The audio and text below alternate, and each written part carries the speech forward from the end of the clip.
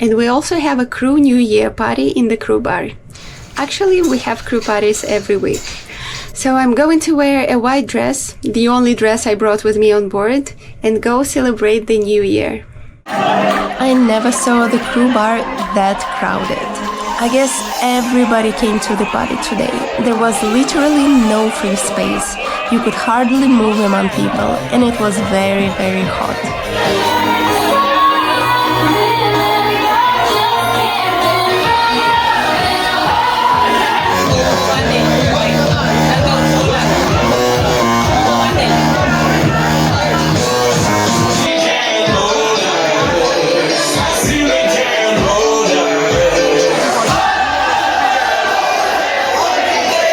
Working on board is not only about working hard and for long hours, but also about having fun whenever possible.